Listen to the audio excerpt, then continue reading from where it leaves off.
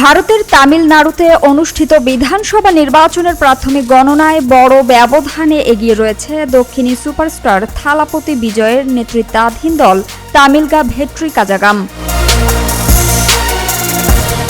সোমবার সকাল থেকে শুরু হওয়া ভোট গণনায় দেখা যায় বেলা বাড়ার সঙ্গে সঙ্গে টিভিকে উল্লেখযোগ্য ব্যবধানে এগিয়ে যায়। প্রাথমিক ফলাফলে দলটি বহু আসনে এগিয়ে আছে বলে জানা গেছে।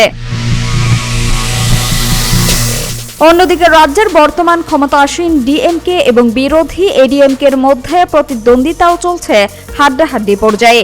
শুরুতে তিন দলের মধ্যে লড়াই সমানভাবে চললেও পরে টিভিকে এগিয়ে যেতে শুরু করে। এক্সিট পোলের পূর্বাভাসে ডিএমকে এগিয়ে রাখা হলেও প্রাথমিক ফলাফলে পরিস্থিতি ভিন্ন চিত্র দেখাচ্ছে, যা রাজনীতিতে নতুন আলোচনার জন্ম দিয়েছে। সামিয়া সুলতানা, ঢাকা ওয়াচ।